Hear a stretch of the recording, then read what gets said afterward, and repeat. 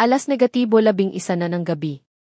Hinila ni Arya Morrison ang kanyang lasing at pagod na katawan sa kanyang tahanan. Kinabukasan ay ikakasal na siya. 4 na taon niyang pinakasalan ang taong minahal niya ng buong puso. Lahat ng pangarap niya ay matutupad na bukas. Kaya nakahanap siya ng ilang kaibigan para magkaroon ng bachelorette party. Masyado siyang nainom at medyo nahihilo. Mahinang inihiga ni Arya ang sarili sa sofa at pumikit para magpahinga. Habang matutulog na ang babae, bigla na lang siyang nakarinig ng kakaibang ingay mula sa banyo. Mabilis na paghinga, isang tunog ng halinghing. Huwag mong gisingin si Arya. Bilisan mo magbihis at ibabalik kita. Paos na bulong ng lalaki. Ano? Natatakot kang malaman niya ang tungkol sa atin? Don't worry, marami siyang nainom ngayong gabi. Papakasalan mo siya bukas. Pinakulayan ni Caroline Bennett ang kanyang mga labi ng pula habang sinulyapan ang malabo na figura sa sofa sa likod ng pinto ng banyo. Napaawang ang labi niya at mumisi, Arya, dapat sumuko ka na diba? Sa ganoong paraan, ang sanggol sa aking tiyan ay may tamang pagkakakilanlan. Sa labas ng pinto ng banyo ay tulala na nakatayo si Arya at pilit na pinipigilan ang kanyang mga luha habang umuurong ng 2 hakbang. Sa sobrang kahirapan, nagawa niyang tumayo ng matatag sa dingding. Mahigpit na ikinuyom ang kanyang mga kamay sa kanyang tagiliran, namutla ang kanyang mukha. Ibinigay niya ang kanyang tungkulin bilang numero 1 aktres kay Caroline para sa lalaking ito. Sa pamamagitan lamang ng isang pangungusap mula sa kanya, inilaan niya ang lahat ng kanyang mga mapagkukunan upang gawing sikat si Caroline. Pero magkasama na sila. Ang isa ay ang matalik niyang kaibigan na buong puso niyang pinagkatiwalaan, at ang isa pa ay ang pag-ibig niya na minahal niya ng higit pa sa sarili niya. Pero pareho silang sinaksak sa likod niya. 11:11 na ng gabi. Hinila ni Arya Morrison ang kanyang lasing at pagod na katawan sa kanyang tahanan. Sa sobrang sakit ni Arya ay hindi na siya makahinga ng maayos. Muli siyang humiga sa sofa ng tahimik, sinusubukang pigilan ang sakit sa pusong bumabalot sa kanyang puso. Maya-maya, niyakap ni Caroline ang braso ng lalaki palabas ng banyo at lumabas ng apartment. Si Arya naman, nagtago siya sa likod ng kurtina at pinanood silang dalawa na sumakay sa sasakyan. Magkayakap sila at durog-durog ang puso niya habang tumutulo ang luha mula sa mga mata niya. Hindi ba nangako ang lalaki na magpapakasal sila bukas sa Civil Affairs Bureau? Paano niya ito tatapusin? Kinabukasan ay nagbihis siya at nagmaneho sa Civil Affairs Bureau gaya ng plano noon, hindi para magpakasal kundi para makita kung ano ang susunod na mangyayari. Gusto niyang malaman kung ano ang mga plano ni Daniel at Caroline para sa kanya. Nang dumating ang takdang panahon, wala nang makita si Daniel. Naghintay pa ng 1 oras si Arya bago siya tuluyang nakatanggap ng tawag. Arya, si Caroline ay naaksidente at malubhang nasugatan. Kailangan kong pumunta at tumingin doon. Magparehistro tayo sa ibang araw. Mahigpit na hinawakan ni Arya ang telepono habang nakikinig sa mga sinabi ni Daniel. Kaswal niyang magsalita. Simula nang malaman niya ang totoo kagabi, hindi na niya balak magpakasal dito. 1 araw na naman. Dream on. Dahil mas mahalaga pa ang relasyon ni Caroline kaysa sa kanya, hiniling niya na ang skumbag na ito at ang kalapating mababa ang lipad ay magsama habang buhay. Habang tumalikod si Arya para umalis, nakita niya ang isang Bentley na huminto, hindi kalayuan sa kanya. Bumaba ng kotse ang isang matangkad na lalaki at hinubad ang kanyang sunglas. Sa sandaling tinanggal niya ang kanyang salamin, ang lahat sa mundo ay tila anino. Nagbigay siya ng sobrang misteryosong damdamin ng pang-aapi, na para bang siya mismo ay isang emperador. Nagbigay siya ng sobrang misteryosong damdamin ng pang-aapi, na para bang siya mismo ay isang emperador. Naalala agad ni Arya na nagkita sila noon sa isang brand event siya si Alan Jones, ang EE ng Dahua Entertainment. Makalipas ang 2 taon, ganoon pa rin ang ugali niya. Ang pinasadyang sweet ay nagpatingkad sa kanyang matangkad na figura at naglabas ng nakakadiri na aura. Jones, hindi pa rin namin makontak si Miss Smith. Dapat ba tayong magpadala ng sundo sa kanya? Tanong ng assistant ni Alan Jones sa mahinang boses. Hindi ako maghihintay ng babaeng ayaw man lang magpakasal sa tamang oras. Nang matapos siyang magsalita, ang kanyang ekspresyon ay sobrang pangit, at pinagdikit ang kanyang mga kilay na nagbigay ng malamig na pakiramdam. Pero hinihiling ka ng chairman na magpakasal ngayon kung hindi. Habang nagsasalita ang assistant, mas naging mahina ang boses nito. Bibigyan kita ng 20 minuto. Dalhin mo ako sa isang babaeng celebrity. Malamig niyang utos nang walang pag-aalinlangan. So casually. Naningkit ang mga mata ni Arya. Nais ni Alan Jones na makahanap ng isang random na babaeng mapapangasawa. Laban sa pagtataksil ng kanyang nobyo at matalik na kaibigan, kailangan niyang makahanap ng lalaking maasahan niya para walang awa na sasampalin ang mukha ni Daniel Parker. Nais niyang ipaalam kay Daniel na kahit wala siya, si Arya Morrison, ay makakahanap ng mas mabuting lalaki. Gusto niyang pagsisihan niya ito. Mabilis na naglakad si Arya papunta kay Alan Jones. Jones, kung hindi ka makakahanap ng nobya ngayon, paano mo ako ituring? Let me introduce myself, I'm Arya Morrison. Sa sandaling ito, huminto ang oras. Hindi napigilan ni Alan Jones na sumimangot nang bumagsak ang tingin niya sa slim at straight figure na nasa harapan niya. May babae talaga na naglakas loob na sabihin yun kay Alan Jones. Tumitig ang katulong sa gilid habang nanlalaki ang mga mata. Baliw ba ang babaeng ito? Nakatayo sa harap ni Alan Jones, bagamat nakangiti si Arya, ang kanyang puso ay tumibok ng mabilis. Gayunpaman, kapag nagpasya siyang gumawa ng isang bagay, hindi siya nagpatinag. Kaya itinuwid ni Arya ang kanyang likod at pinilit ang sarili na tanggapin ang marangal na tingin ng lalaki. Arya Morrison. Unti-unting bumuka at sumasara ang manipis na labi ni Alan Jones, habang nagsasalita siya gamit ang magnetic voice. Matapang na kinuyom ni Arya ang kanyang mga kamao at sumagot ng T. Pinalaki ni Alan Jones ang babaeng nasa harapan niya. Nanatiling walang emosyon ang kanyang cloud expression. Tumingin siya sa katulong at sinabing ibigyan mo ako ng impormasyon nang hindi inaasahan. Mariing ibinuka ni Arya ang kanyang mga labi, pinipigilan ang pagkagulat sa kanyang puso habang hinihintay ang desisyon ng lalaking ito. Walang lakas ng loob ang katulong na suwayin ang utos ni Alan Jones, kaya agad niyang ibinigay ang lahat ng impormasyon ni Arya Morrison sa kanya. Makalipas ang ilang minuto, nakatayo pa rin siya sa harap ng Civil Affairs Bureau. Matapos tingnan ang impormasyon ni Arya, sinabi niya sa kanya na Sa sandaling iyon, nakahinga ng maluwag si Arya. Pumayag siya. Ang pagpapakasal kay Alan Jones ay isang desisyon na nakatulong sa magkabilang panig. Hindi bababasa, ni isa sa kanila ay hindi magpapahirap sa isa't isa, at hindi nila kailangan ang tinatawag na pag-ibig. Para naman kay Daniel Parker, ipapaalam niya sa kanya ang kahulugan ng panghihinayang. Mabilis na natapos ang proseso ng pagpaparehistro. Nang lumabas si Arya sa Civil Affairs Bureau kasama si Alan Jones, mayroon na siyang marriage certificate sa kanyang kamay. May babae talaga na naglakas loob na sabihin yun kay Alan Jones. Tumitig ang katulong sa gilid habang nanlalaki ang mga mata. Baliw ba ang babaeng ito? So ganun lang kadaling magpakasal? Nakasisilaw ang sikat ng araw, ngunit hindi ito kumpara sa liwanag ng lalaking nasa tabi niya. Jones, maaari ba akong magkaroon ng ilang minuto ng iyong oras? Tawag sa kanya ni Arya, puno ng kaba ang boses nito. Kahit na kinuha na nila ang marriage certificate, she still felt at arm's length with him, but that seems to be a good thing. Dahil sa tanong ni Arya, bahagyang kumunot ang noo ng Jones. Ang lamig sa kanyang mga mata ay nawala sa isang iglap, pagkatapos ay sinabi niya ang isang salita, sige. Ilang mabilis na hakbang ang ginawa ni Arya at sinundan siya sa loob ng sasakyan. Ano ang gusto mong sabihin? Tumingin siya sa akin habang nakasandal siya sa upuan niya. Ang paraan ng kanyang pagsandal ay tila marangal. Bagaman legal na kaming mag-asawa, ngunit sa ngayon, hindi ko nais na isapubliko ang aming kasal.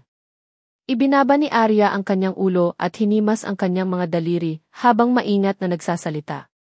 Hindi siya direktang tumanggi bagkus ay nagtanong siya sa mahinang boses, dahilan? May mga personal na bagay na gusto kong ayusin muna. Hindi na ako magtatagal. Nang marinig ito ni Allen, nagbigay siya ng isang makahulugang ngiti at sinabi sa lubhang mapanganib na tono, naman. Gayunpaman, bibigyan kita ng 3 buwan ng higit pa. Bukas, may susundo ako sayo. Sunduin mo ako.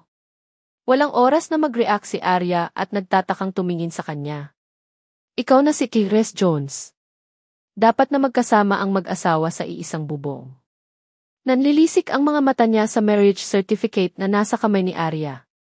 May kung anong kahulugan sa kanyang mga salita. Ikaw na si Tigres Jones. Dapat na magkasama ang mag-asawa sa iisang bubong. Nanlilisik ang mga mata niya sa marriage certificate na nasa kamay ni Arya. May kung anong kahulugan sa kanyang mga salita. Saglit itong pinag-isipan ni Arya at walang dahilan para tumanggi, kaya masunurin siyang tumango, sumasang-ayon ako. Bumaba si Arya sa intersection at pinanood ang itim na Bentley na papalayo sa malayo. Pakiramdam niya ay nasa Cloud9 siya. Nagpakasal siya at nagpakasal sa isang kilalang tao. Ang mga alon at pintig sa kanyang puso ay sadyang hindi kumalma. Hinila ni Arya ang sarili, pinakalma ang magandang kalooban, saka sumakay ng taxi at umalis. Marami pa siyang dapat gawin. 2 bloke ang layo ng sasakyan ni Allen. Kaswal niyang binuklat ang dyaryo, gamit ang mga balingkinitang daliri at inutusan ang katulong. Maaari mo nang sabihin sa matanda na may asawa na ako. Suriin din kung may nangyari kay Arya kamakailan.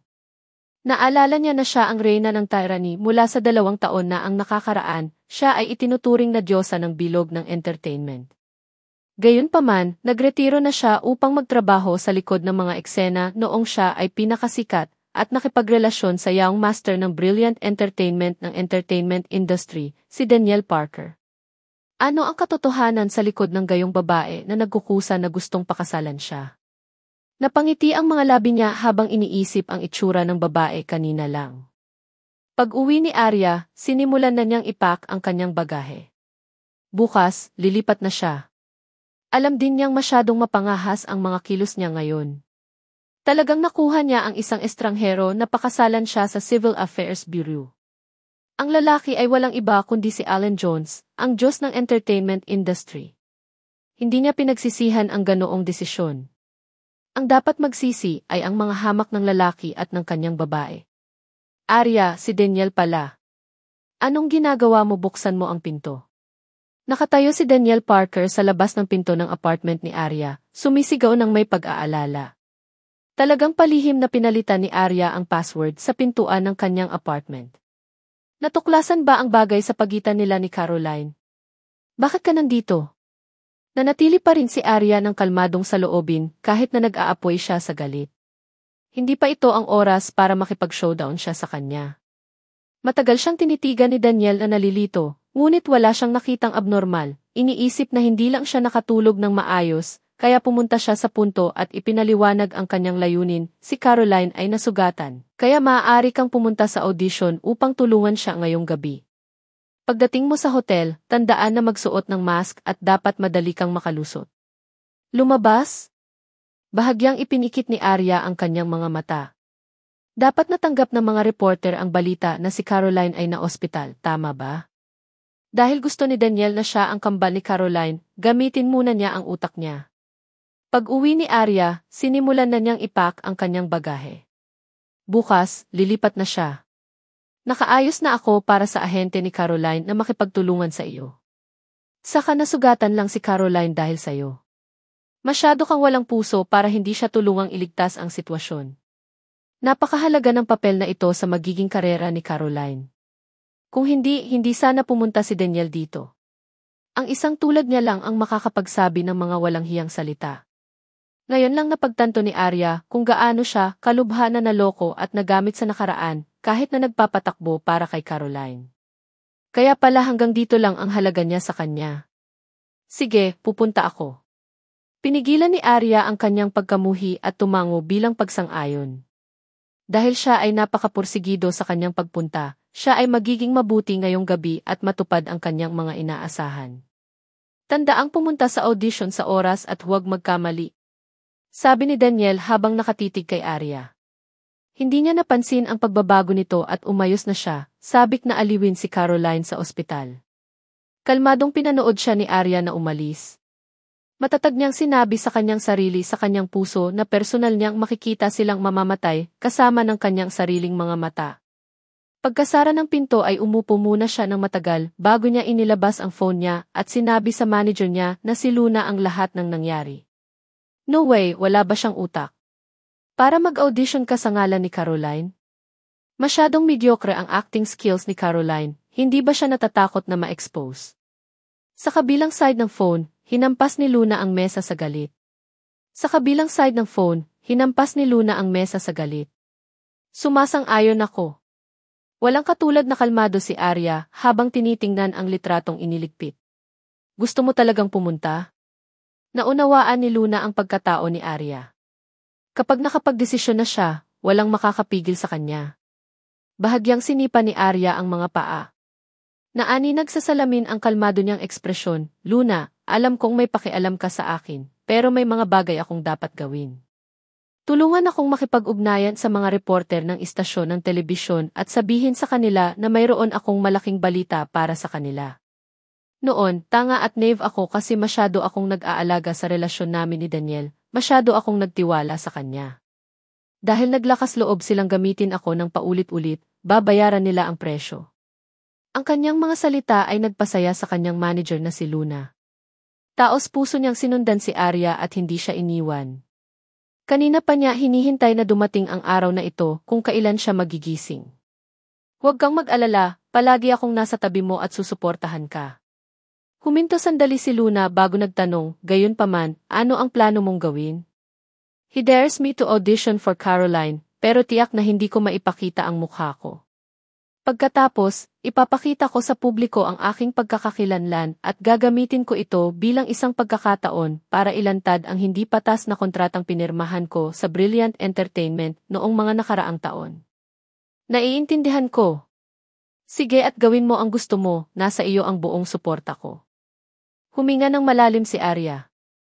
Sa pagtulong ni Luna sa kanya, tapos na ang kalahati ng negosyo. Actually, hindi lang gusto ni Caroline na mag-audition ako sa kanya this time. Malamang na gusto niyang umasa sa tulong ni Daniels para i-monopolize ang acting resources ng kumpanya. Siyempre, hindi ito ang unang pagkakataon, kaya kailangan nating maghanap ng ebidensya. Nang hindi na hinintay na sumagot si Luna, nagpatuloy si Arya, higit pa rito, buntis siya sa anak ni Daniel. Matigas na sabi ni Luna, sila talaga ang walang hiya na mag-asawa. Naunawaan na ni Arya na hindi siya maghihirap mag-isa. So how she was treated beside them, she would return favor with everything she had, kahit double pa iyon. Makalipas ang ilang oras, si Arya, na naglagay ng makeup, mask at sombrero at dumating sa nakatakdang audition sa oras. Sa sandaling pumasok siya sa lobby, lumakad ang ahente ni Caroline, si Kaiden. Habang naglalakad, sinadya niyang sumigaw, "Oh, Caroline, bakit ang sakit-sakit mo? Magmadali at maghanda sa iyong sarili. Huwag hayaang maghintay ng masyadong matagal si Director Brown." Hindi niya akalain na ganoon pala kalala ang husay ni Caroline sa pag-arte. Hindi naman masama ang galing ng kanyang manager sa pag-arte. Ang mga salitang ito ay ganap na para marinig ng iba. Ang layunin niya ay ipaalam sa lahat na ang babaeng binabati niya sa ibaba, nakasuot ng maskara at sombrero, ay si Caroline Bennett. Ang magandang palabas ay darating pa at si Arya ay hindi nagmamadaling ilantad siya. Huminga ng malalim si Arya. Sa pagtulong ni Luna sa kanya, tapos na ang kalahati ng negosyo. Pagkasara ng pinto ng elevator, inis na sinulyapan ni Kaiden si Arya at sinaway ito, tingnan mo kung anong oras na. Akala mo celebrity ka, you take your time to come over.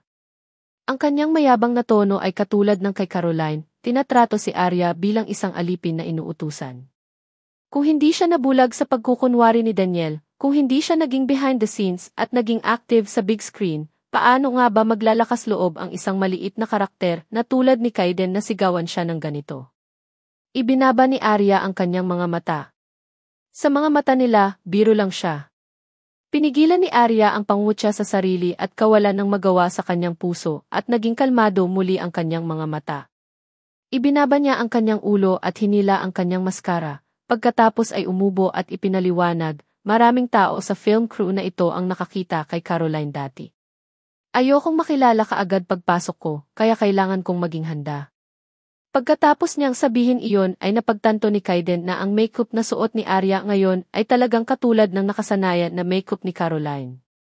Ang pundasyon ng kapangyarihan ay napakaputi at ang kanyang mga talukap ay nakadikit. Pagkatapos magsuot ng maskara, iisipin ng isa na siya si Caroline sa kabila ng hindi niya pamilyar. Inayos na ni Parker ang lahat, ang kailangan mo lang gawin ay magkunwaring himatayin sa harap ni Director Brown. Akala ba nila kaya nilang manalo sa role na ito ng ganun-ganun lang? Akala ba nila kaya nilang manalo sa role na ito ng ganun-ganun lang? Ganun ba kasimple? Tiningnan siya ni Arya nang may pagdududa, kailan naging napakadaling manalo ang karakter ni Director Brown. Sa tingin mo anong panahon ito? Bilisan mo at umalis ka na. Si Kaiden ay mukhang determinado siyang manalo na para bang nahulaan na niya ang kalalabasan. Kumunot ang noo ni Arya. Naipangako na ba ito? Bagamat gustong gampanan ni Caroline ang papel ng babaeng number 3, ang pangunahing thread ng play ay umikot sa trahedya na buhay ng babaeng number 3, si Jane. Sa dula, napilitan si Jane na pakasalan ang isang lalaking hindi niya mahal at nabaliw. Hindi man malaki ang kinita ng ganitong uri ng karakter, kung maganda ang kanyang pagganap, tiyak na magtataas siya ng kanyang katayuan sa industriya ng showbiz. Caroline, ito na ang upuan mo. Hindi maganda ang pakiramdam mo, maupo ka muna at magpahinga saglit, sigaw ni Kaiden. Ibinaba ni Arya ang labi ng kanyang sombrero at sa ilang hakbang, mabilis siyang naglakad. Kasabay nito, natanggap ni Alan Jones ang balita na si Arya Morrison ay nagdisgisi sa sarili upang tulungan si Caroline na subukan ang kanyang kakayahan sa pag-arte. Tinaas niya ang kanyang kilay at ang pagsubok na ito ay tila mas kawili-wili kaysa sa inaasahan niya. Ihanda ka agad ang sasakyan. It was not much of a stage, but he suddenly wanted to see Arya act out the part. Unti-unting napuno ng mga tao ang maliit na studio. Pagpasok ng direktor sa entablado, sunod-sunod na umaakyat sa entablado ang aktor para sa kanilang mga audition. Si Arya ay nakasuot ng maskara na nakalugay ang kanyang buhok, tanging ang kanyang mga mata lamang ang nalalantad, na pinalamu siya ng mga false eyelashes. Nakaupo siya sa kaliwang bahagi ng stage, kasama si Kaiden, tahimik na nakatingin sa stage. Kung may nakakakilala sa kanya ng husto, malalaman nilang pumasok na siya sa acting mode. Bumulong si Kaiden sa tenga ni Arya, kunwaring tumitingin sa script, umarte sa entablado tapos kunwari himatayin. Pagkatapos nito, ibabalik kita sa iyong silid at tapos na ang iyong misyon. So, ito ang karakter ni Caroline? Kunwaring nagulat si Arya habang nagtatanong. Ang lahat ay umaasa sa kanilang mga kakayahan, ngunit ang umaasa kay Caroline ay ang makulimlim na pulso ni Daniel.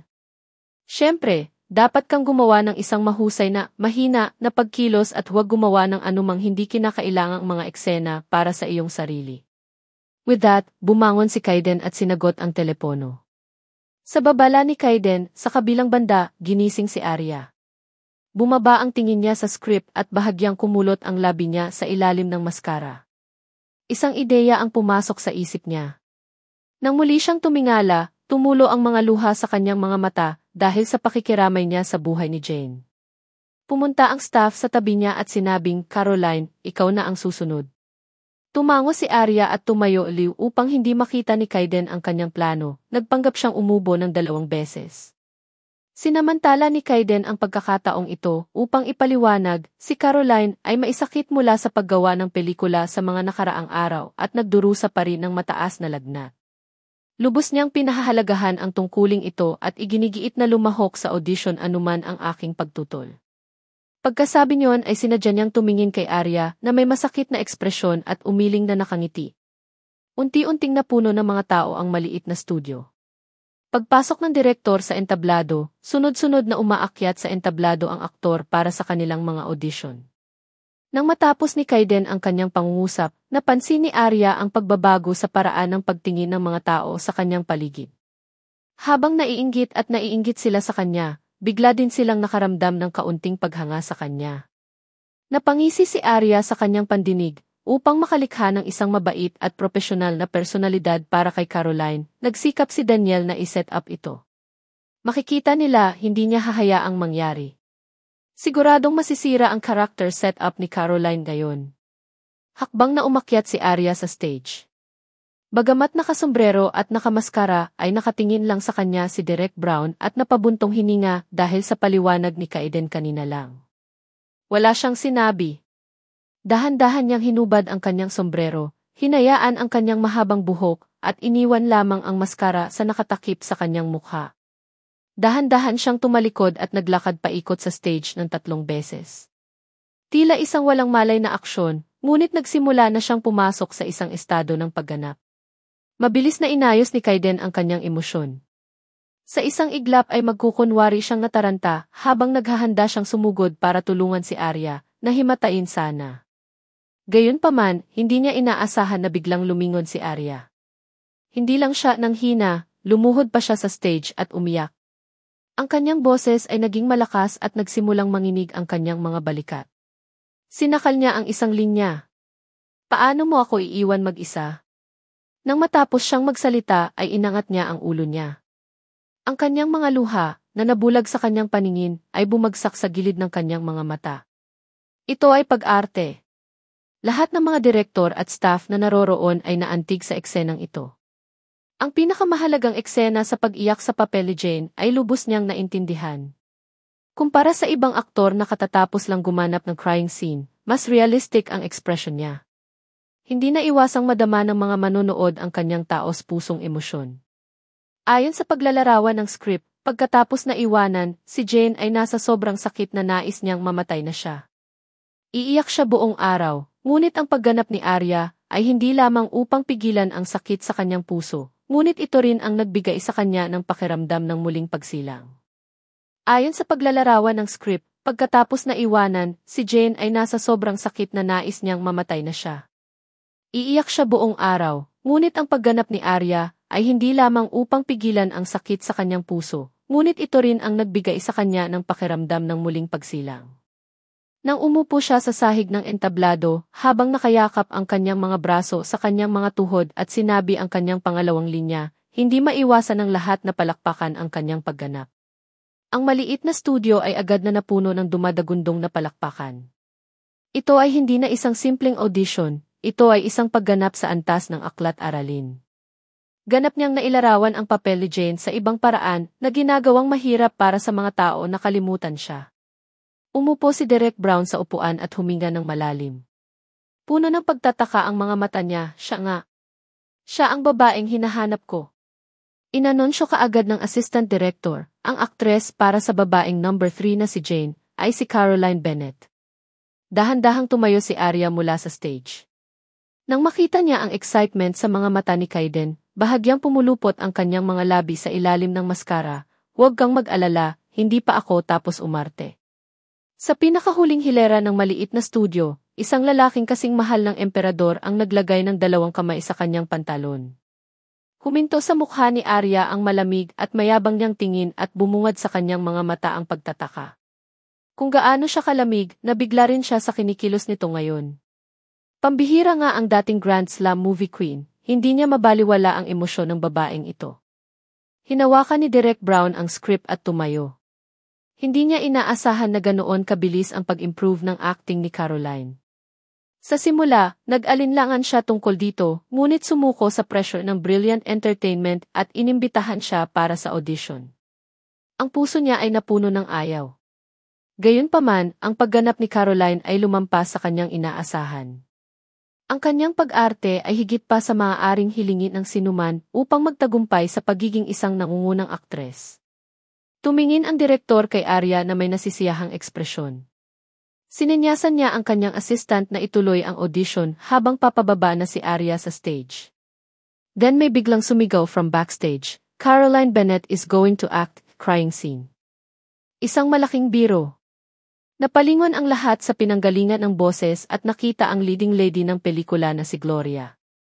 Nag-walk out siya at tinuro si Arya na natigilan na nakatayo sa gitna ng stage. I'm definite you're not Caroline. Dapat ay artista ka na kinuha niya. Gusto ko talagang makita kung sino ka sa likod ng maskara. Gloria, huwag ka nang gumawa ng bagay. Mag-ingat ka sa mga salita mo kung hindi, kakasuhan kita ng paninirang puri. Agad na pumunta si Kaiden sa harapan ni Arya dahil masama ang pakiramdam niya. Kakasuhan mo ako ng paninirang puri.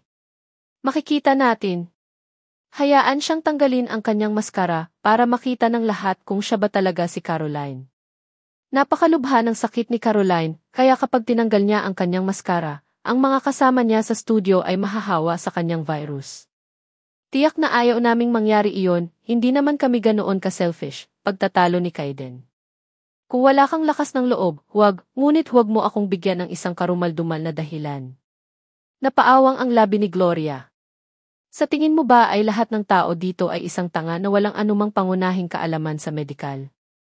Hinawakan ni Direk Brown ang script at tumayo. Hindi niya inaasahan na ganoon kabilis ang pag-improve ng acting ni Caroline. Sa simula, nag-alinlangan siya tungkol dito, ngunit sumuko sa pressure ng Brilliant Entertainment at inimbitahan siya para sa audition. Ang puso niya ay napuno ng ayaw.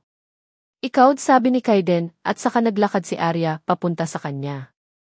Maaari lamang niyang bigyan ng senyales si Arya sa kanyang sulyap na huwag tanggalin ang kanyang maskara sa anumang pagkakataon.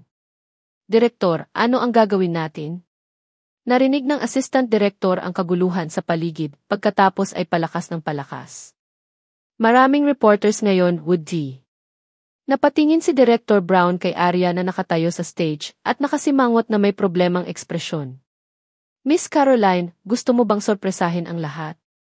Nag-practice ka na ba ng acting mo kamakailan? Tanong ng isang reporter. Pagkatapos noon, pinalibutan siya ng mas maraming reporters. Sa kaguluhan, itinulak si Kaiden sa labas ng mga nagkukumpulang tao. Miss Caroline, may sakit ka ba talaga? Bakit hindi mo tanggalin ang maskara mo? Ikaw ba talaga si Caroline Bennett? Dahan-dahang ibinaba ni Arya ang kanyang ulo at sinulyapan ang nag-aalalang si Kaiden na nakatayo sa labas ng karamihan. Gusto niyang mawala ang reputasyon ni Caroline. Matapos mag-isip ng ilang segundo, huminga siya ng malalim at tinanggal ang maskara sa harap ng lahat. Yumuko siya kay Director Brown. Director Brown, paumanhin, hindi ako si Caroline. Si Caroline, na sikat sa loob ng 2 taon sa entertainment industry, ay naging Arya, ang multiple award-winning movie queen. Dahil nagretiro si Arya mula sa industriya ng entertainment, ang kanyang katanyagan ay bumaba ng husto. Yan ang showbiz. Sa gulat ng lahat, nag-audition na talaga siya para sa iba. Anong nangyari? Nasaan si Caroline? Arya, mahigit 2 taon ka nang nawala. Bakit ka ba biglang nandito? Bakit ka nag-audition kay Caroline? Gusto mo bang bumalik gamit ang pagkakataong ito? Bakit ka nag-audition kay Caroline? Gusto mo bang bumalik gamit ang pagkakataong ito? Alam nating lahat na pinopromote ng Brilliant Entertainment si Caroline pagkatapos mong magretiro at ipinapaalam sa kanya sa buong mundo. Dahil lumalabas ka ngayon, sinusubukan mo bang palitan si Caroline? Si Arya ay binomba ng napakaraming tanong at nakaramdam ng labis na pagkabalisa. Hindi lamang niya alam kung alin ang unang sasagutin, ngunit hindi rin niya alam kung paano sasagutin. Nakalimutan ka na ng madla. Kahit gaano kahusay ang iyong acting skill, walang kwenta kung wala kang backup at walang nagpo-promote sa iyo. Ang mga tauhan ng pelikula sa studio ay nadama na naloko, kabilang si Director Brown. Napabuntong hininga siya. Kung sinabi sa kanya ni Arya ng maaga, nasasabik siya at iniimbitahan siyang mag-audition. Pero ngayon, niloko na niya ang lahat. Biglang nakulong si Arya sa gitna ng entablado ng mga reporter na walang mapupuntahan. Sa sandaling ito, lumapit ang sponsor ng pelikula at sinigawan si Arya, "Sino ka sa tingin mo? Nagpunta ka at nag-audition para sa papel ni Caroline? Sa tingin mo ba kaya mo?" Tiniis ni Arya ang mga masasakit na salita na pumuno sa maliit na studio. Sa sandaling ito, bumukas ang pinto ng studio at, sa mahabang hakbang, pumasok si Alan Jones. Nakakaawad. Seryoso ang boses niya. Kahanga-hanga ang malamig at mayabang na aura na ipinalabas niya.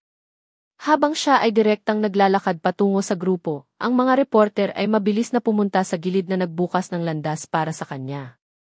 Siya ang CEO ng Dahua Entertainment, isang mahalagang tao sa industriya ng entertainment. Bakit biglang sumulpot dito si Alan Jones? Isa pa, talagang nakialam siya sa bagay na ito. Naunawaan ng lahat ang posisyon ni Dahua sa industriya, kaya inakala nila na tiyak na inisip ni Alan Jones na si Arya Morrison ay nakagawa ng isang malaking pagkakasala. Si Arya ay naghukay lang ng libingan. Simula ngayon, wala nang puwang sa industriya ang movie queen. Nang maisip ng lahat na si Arya Morrison ang pinupuntirya ni Alan Jones, nalaman nilang bigla itong huminto sa tabi ni Arya at tumango bilang pagsang-ayon.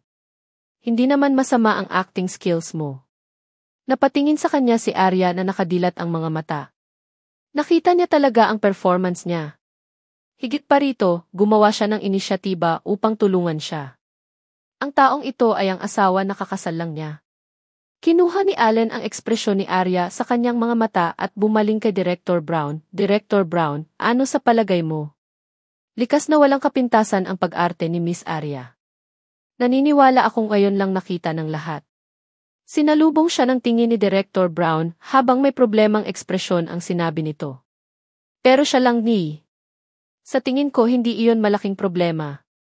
Bagamat natakot ang mga namumuhunan sa posisyon ni Allen Jones, naggangalit pa rin sila at sinabing, hindi, si Caroline ang dapat na babae sa pelikulang ito. Paano nila mababaligtad ang plano dahil lang sa hindi malinaw na pahayag ni Allen Jones? Gaano karaming pera ang kanilang namuhunan? Kailangan ba siya? Kaya napagpasyahan mong ibigay ang pangatlong babaeng lead kay Caroline? Kaswal na tanong ni Allen Jones, dinurog ng kanyang malamig na aura ang kalaban, but in Evie's opinion, she is not qualified at all and cannot play the role with soul. Si Arya naman, bagay na bagay sa role na ito. Bakit biglang sumulpot dito si Allen Jones? Isa pa, talagang nakialam siya sa bagay na ito. Naunawaan ng lahat ang posisyon ni Dahua sa industriya, kaya inakala nila na tiyak na inisip ni Allen Jones na si Arya Morrison ay nakagawa ng isang malaking pagkakasala. Maaaring makita ng sinumang hindi tanga na si Allen Jones ay tatayo para sa kanya hanggang sa wakas na may ganoong malinaw na saloobin. Hindi akalain ni Arya na bigla siyang susulpot at tatabi sa kanya nang walang pag-aalinlangan na tulungan siya. Bagamat hindi inaasahan, ito rin ay isang nakakaantig na sandali. Ang investor ay hindi nangahas na pabulaanan ito dahil hindi man lang mapilipit ang kanyang braso. Bumulong siya ng ilang pangungusap at agresibong hinanap sina Daniel at Brilliant Entertainment para ayusin ang usaping ito. Kung gayon, hayaan na natin ang bagay na ito sa ngayon. Tumingin si Direk Brown kay Allen Jones nang walang magawa at nagpakawala ng buntong hininga. Tiningnan ni Allen nang makahulugan si Arya, saka umalis kasama ang kanyang sekretarya. Hinahabol ng mga reporter na nakapaligid kay Arya kanina si Allen Jones. Saglit, walang tao sa paligid ni Arya. Pagkatapos gumawa ng 4 o 5 tawag, naglakad si Kaiden sa gitna ng stage at pinandilatan si Arya. He said hatefully, Arya, nakakalason ka talaga. Maghintay ka lang, hindi ka bibitawan ni M. Daniel. Natahimik si Arya sa kanyang kaligayahan na iniligtas siya ni Allen. Itinapon niya ang kanyang maskara sa basurahan at tinitigan si Kaiden ang hindi nagpapakita ng anumang palatandaan ng panghihina. Sige, maghihintay ako. Dahil siguradong hindi niya sila bibitawan. Umalis si Arya sa likod ng pinto bago bumalik ang mga reporter. Sakto namang nakita ko ang sasakyan ni Allen palabas ng parking lot. Nakita niya ang itim na salamin na dumudulas sa kanyang harapan. Nakita siyang nakaupo sa kotse na may malamig na ekspresyon, ngunit may mapang-aalagang ngiti sa kanyang mukha. Get in. Masunuri namang tumango si Arya. Salamat. Masunuri namang tumango si Arya. Salamat. Dahil sa pagiging pamilyar niya sa industriya, alam ni Arya na hindi niya mapipigilan ang nangyari kanina kung wala ang tulong ni Allen. Ikaw na ang asawa ko. Sa tingin mo, papayag ako sa iba namang aapi sa babae ko. Bahagyang napataas ang kanyang kilay nang lumabas sa kanyang bibig ang mga dominanting salita. Ang ibig sabihin sa likod ng mga salita niya ay, lagi ba niya itong protektahan ng ganito? Kung ito ay dahil nagdala ako ng problema sa Dahua at sa iyo, ako di. Umupo siya sa tabi niya at isinara ang pinto. Hinawakan ni Arya ang kanyang mga daliri, kinagat ang kanyang mga labi, ngunit walang sinabi. Tiningnan lang siya ni Allen na walang emosyon ang mga mata, kung natatakot ako sa gulo, hindi ako nagparehistro sa iyo. Bumilis ang tibok ng puso ni Arya. Pakiramdam niya ay kakaiba ang kapaligiran sa loob ng sasakyan. Pagkaupo sa tabi ng lalaking ito, pabilis ang tibok ng puso niya na hindi makontrol. Saan tayo pupunta ngayon? Mabilis niyang iniba ang usapan. Bahay Cody. Matapos niyang sabihin ito ng mahinahon ay nakita niya ang bahagyang natulala na tingin ni Arya at mahinang umiti. Hindi ako mahilig mag-procrastinate kapag gumagawa ng mga bagay-bagay. Kung pumayag ka, gagawin ko ito para magkaroon kayo ng hindi malilimutang kasal. Medyo nahihilo ang mukha ni Arya habang desidido siyang sumagot, payag ako. Hindi naman sa pumayag siya, pero pumayag siya. Alam niya ang kanyang pinili. Ang mga salitang, Alan Jones, ay naitatak na sa kanyang buhay at hindi na mabubura. Handa niyang ibigay sa kanya ang buong katawan niya. Bagamat ito ay isang inaasahang sagot, tumingin si Allen kay Arya at idinagdag, ang prinsipyo ko ay kapag nagsimula ito, hindi ito matatapos. Narinig ko na ang paraan ng ginagawa ng direktor ng Dahua Entertainment na si Alan Jones. Pinakasalan kita. Magiging asawa mo ako ng buong puso, ngunit maihiling ako. Ang kanyang malinaw na mga mata ay nakakabighani. Tumingin si Allen sa kanya, magsalita ka. Matigas na sagot ni Arya, ako mismo ang mag-aayos ng sama ng loob ko kay Daniel. Gusto kong ayusin ang sarili ko at huwag gamitin ang kapangyarihan ni Dahua. Tumango si Allen bilang pagsang-ayon. Iba talaga ang babaeng ito. Gusto rin niyang makita kung hanggang saan ang mararating ni Arya. Worth it ba ang babaeng ito sa pagmamahal niya? Sabay silang pumasok sa mansyon ni Allen. May dokumento akong titingnan. Magpahinga ka muna. Humakbang siya pasulong at itinaas ang kaliwang kamay. Nandoon ang kwarto ko. Namula si Arya. CJ. Parang pinagbuksan siya ng pinto, ang tanging pinto na makapasok siya. Nag-vibrate ang cellphone niya. Si Luna iyon. Arya, tapos na ang lahat. Malapit na nating makita ang balita tungkol sa pagbili ni Caroline ng isang papel na may maraming pera online.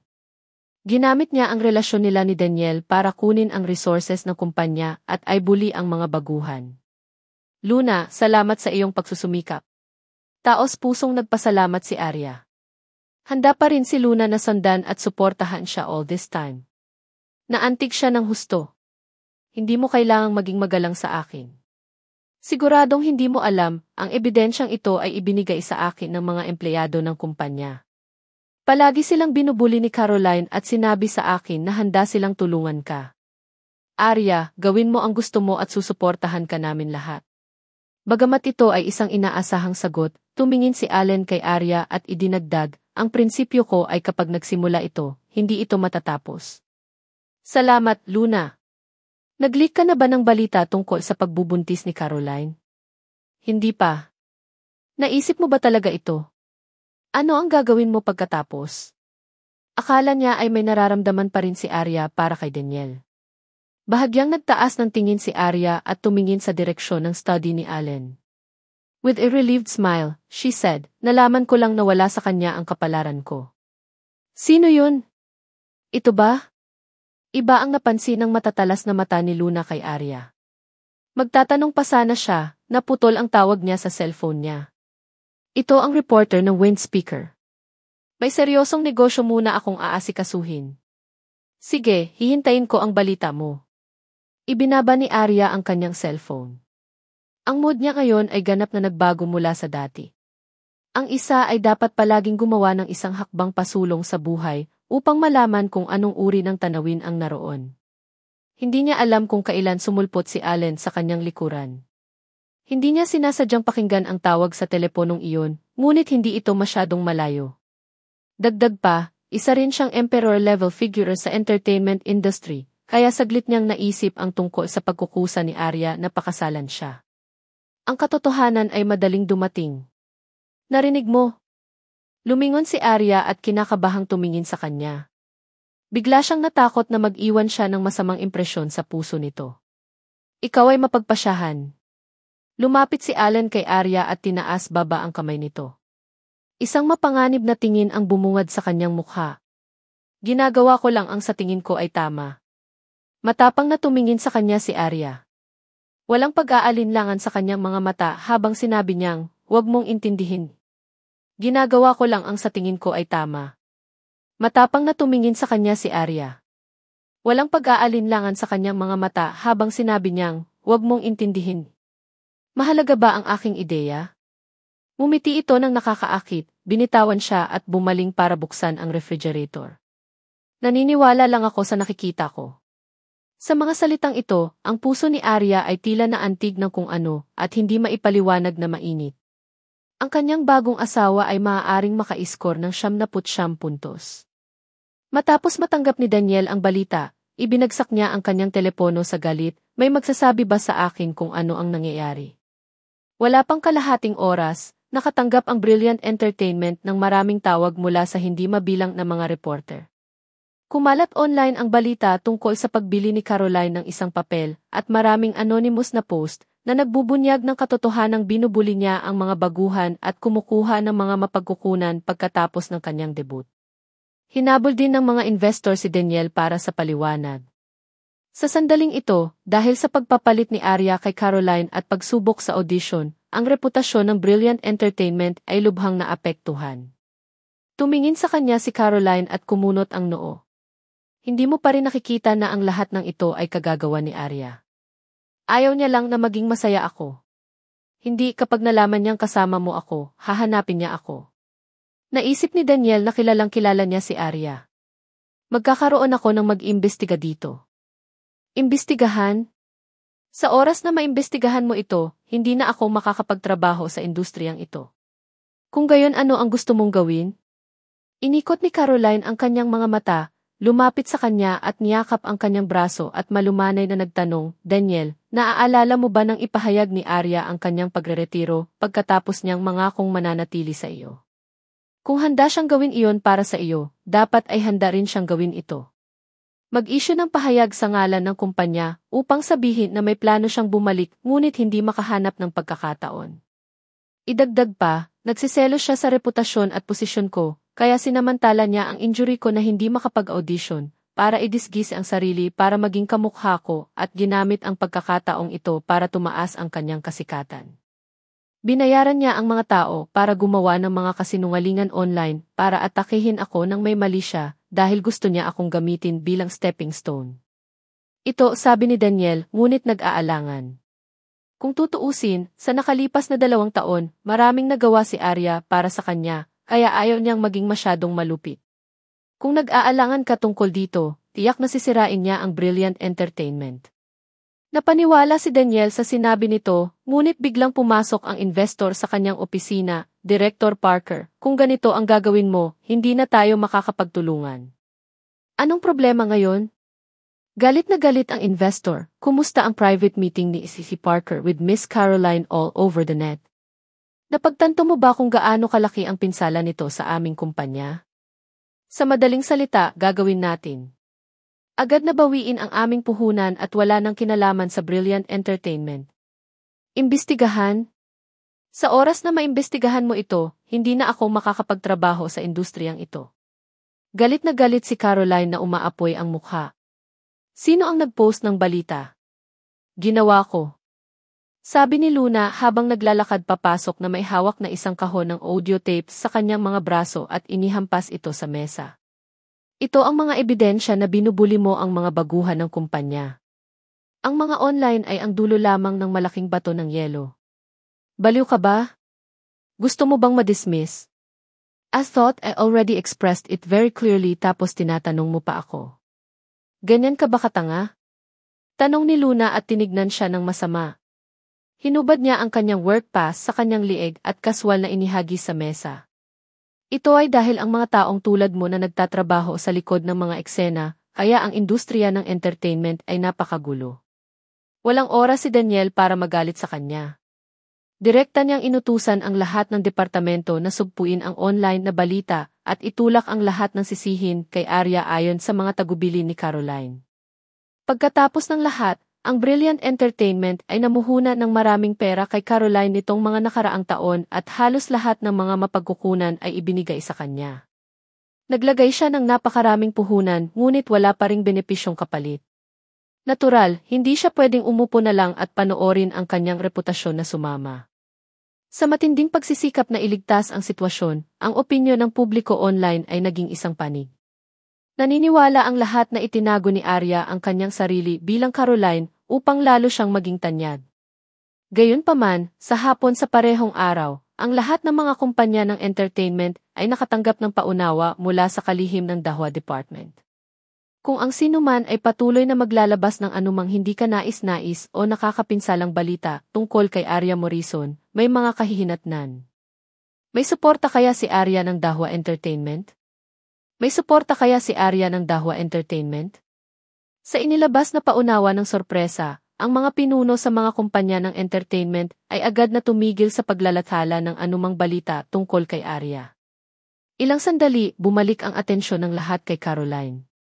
Pagtingin sa balita online, umiti si Arya. Ibinaba niya ang cellphone at tinignan ang lalaking nakagray na sando sa harapan niya. Ikaw ang tumulong, hindi ba? Maliit na bagay lang, sagot ni Allen. Sa totoo lang, wala siyang nagawa. Ipinagpatuloy niya ang paghiwa ng steak sa kanyang plato at saka matikas na ipinagpalit ang kanyang plato sa kay Arya.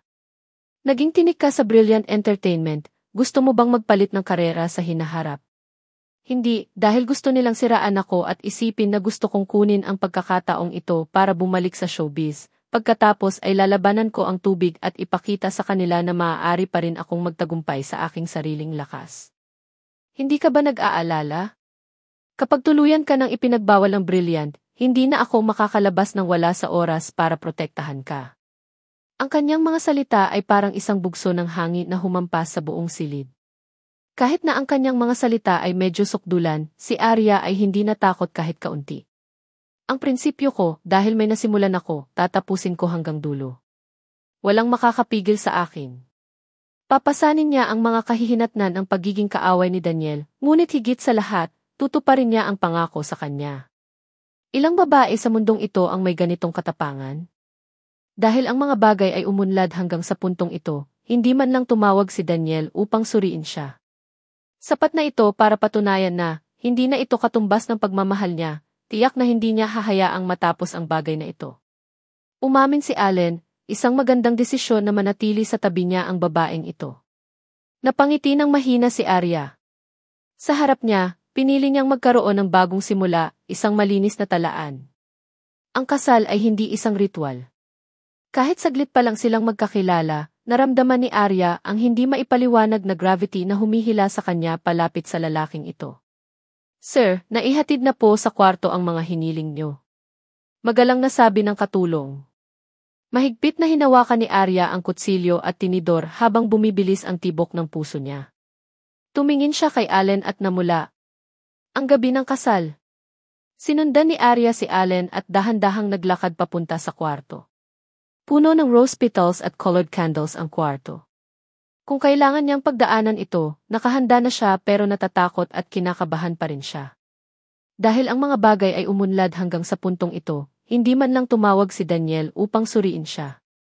Sapat na ito para patunayan na, hindi na ito katumbas ng pagmamahal niya, tiyak na hindi niya hahayaang matapos ang bagay na ito. Nang dumampi ang kanyang mga paa sa mainit na beach carpet, ramdam na ramdam niya ang kahinahunan ng tila malamig na lalaking ito. Ang kanyang pag-aayos ay para mas maging komportable siya. Tiningnan ni Allen ang reaksyon niya at kaswal na sinabi, maligo muna ako. Maaari kang pumunta at maghanda. Sana maging A.F. Jones ka ng walang pag-aalinlangan pero hindi kita pipilitin. Ang kanyang mga salita ay napakainit at ang kasal na ito ay sariling pagpipilian ni Arya. Pantay-pantay ang kanilang relasyon at hindi niya maaaring hayaan si Allen na managot sa kanyang nakaraan. Nilakasan ni Arya ang kanyang loob at hinawakan ang kanyang kamiseta gamit ang kanyang pulso. Sigurado akong hindi mo ako pagsisisihan. Arya di. Anong mali? Mahinang tanong ni Arya habang nakapulupot ang mga braso sa liig nito. Mas malapit sa kanya ang malapad nitong balikat. Sabi niya, ang ganda mo ngayong gabi, pero ayaw kong masaktan ka. May ginawa ba akong bagay na hindi ka nasisiyahan? Naisip ni Arya na may nagawa siyang mali, kaya nagtanong siya ng maingat. No, matigas niyang sabi. No, matigas niyang sabi. Kung gayon, hindi ba dapat? Hindi maiwasang magtanong ni Arya nang makita ang ekspresyon nito. Gawin man natin o hindi, ikaw pa rin ang aking A.S. Jones. Kasabay noon ay binuhat ni Allen si Arya, inilagay sa king-size bed at mapusok na hinalikan habang marahan ang pag-aalaga sa kanyang mukha. Nagpupumiglas si Arya habang humahagigik sa kanyang mga bisig, bakit ang bait mo sa akin? Unti-unting nagdilim ang kanyang mga mata habang tinitigan siya ng masama. Ito ang ating kapalaran. Kahit na hindi tayo magkasama noon, dapat maging tayo sa huli. Ang kanyang dominanteng saloobin ay nagparamdam sa kanya ng init sa loob, at siya ay tunay na nagpahayag ng kanyang damdamin, na para bang siya ay mailihim na pag-unawa sa kanya.